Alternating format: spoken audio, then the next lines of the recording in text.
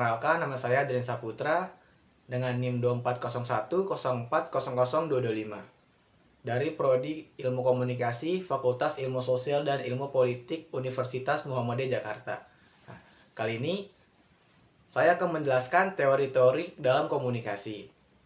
Sebelumnya, udah ada yang tahu belum sih apa itu teori dalam komunikasi? Jika belum tahu, mari kita membahas bersama-sama.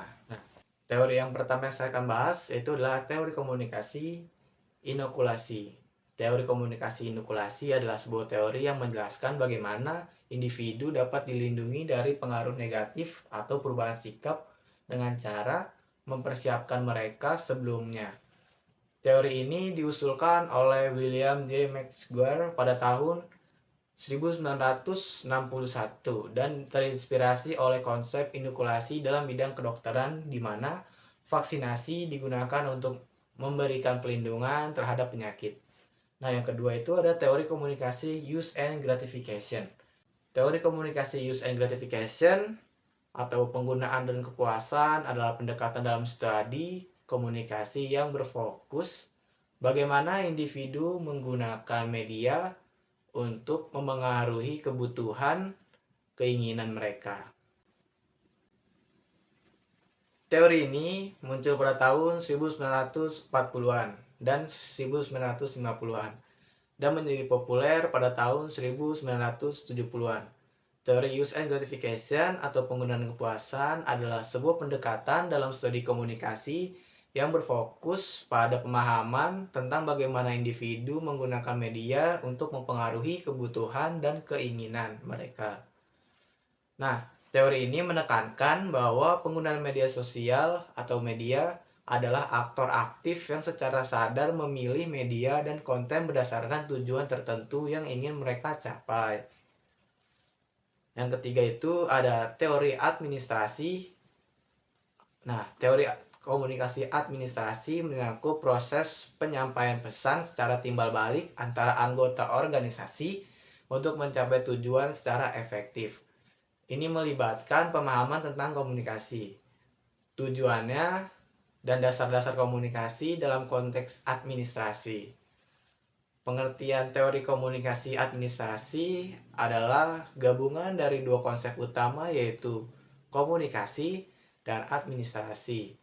Dalam prakteknya, komunikasi administrasi berfungsi untuk memperlancar aktivitas organisasi dan memastikan bahwa pesan yang disampaikan dan dipahami oleh semua anggota.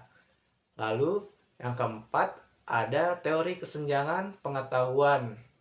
Teori yang ini pertama kali dicetus oleh Philip Tichenor, George Danau, dan Carly Olien, di mana teori ini menyatakan bahwa bertambahnya jumlah informasi tentang suatu topik menyebabkan bertambahnya kesenjangan pengetahuan antara mereka mengetahui lebih banyak dan mereka yang hanya mengetahui lebih sedikit. Teori kesenjangan pengetahuan ini membantu menjelaskan berbagai penelitian yang menerlibatkan pada opini publik. Kesenjangan pengetahuan bisa menghasilkan bertambahnya kesenjangan antara orang-orang yang mempunyai status sosial ekonomi yang rendah dan orang-orang yang mempunyai status ekonomi yang lebih tinggi. Yang kelima itu ada teori SR atau stimulus dan respons yang disampaikan oleh Ivan Pavlov.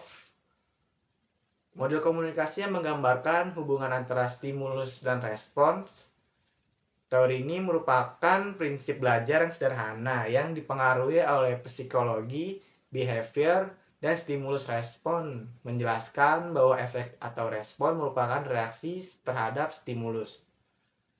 Stimulus adalah rangsangan yang dapat berupa pikiran, perasaan, atau hal-hal yang lainnya.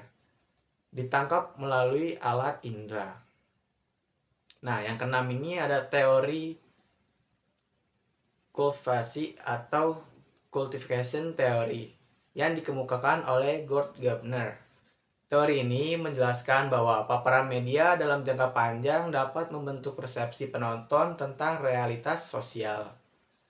Nah, setelah kita membahas teori-teori komunikasi yang baru sudah kita sampaikan, ada nih salah satu teori yang sedang terjadi di masyarakat kita, yaitu teori komunikasi kultivasi. Dalam beberapa tahun terakhir, banyak kan konten-konten yang menampilkan kayak seperti gaya hidup mewah, liburan ke luar negeri, koleksi barang-barang branded, memiliki mobil yang mewah, dan makan di restoran kelas atas telah mendominasi feed media sosial kita. Para pembuat konten ini sering menampilkan kehidupan sehari-hari mereka yang glamor, menciptakan ilusi bahwa hidup seperti itu adalah standar normalitas yang baru. Nah, fenomena ini sejalan dengan teori kultivasi yang dikemukakan oleh Gord Gardner, di mana paparan media sosial yang intens dan berkelanjutan akan membentuk persepsi realitas sosial seseorang. Dampak dari terapan konten semacam ini sangat nyata. Banyak anak muda yang kemudian mengukur kesuksesan mereka berdasarkan standar materialistis dan ditampilkan di media sosial. Pencapaian seperti tradisi pendidikan yang baik atau pekerjaan yang stabil seringkali dipandang kurang sukses jika tidak dibarengi dengan kemampuan menunjukkan gaya hidup mewah. Hal ini menciptakan tekanan sosial yang besar, terutama bagi mereka yang baru mulai karir atau berasal dari ekonomi menengah atau ke bawah. Fenomena ini juga melahirkan berbagai masalah sosial baru, kecemasan sosial, depresi, dan pelaku konsumtif menjadi lebih umum di kalangan generasi muda.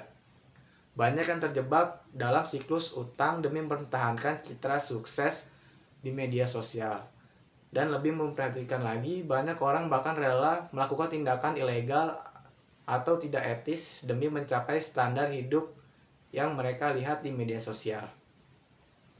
Nah, mungkin segitu saja teori-teori komunikasi yang sudah saya jelaskan. Jika ada kurang-kurang dari penyampaian saya ataupun dari penyampaian saya yang kurang baik ataupun hal lainnya, mohon dimaafkan. Mungkin segitu aja, kurang lebihnya mohon maaf. Assalamualaikum warahmatullahi wabarakatuh.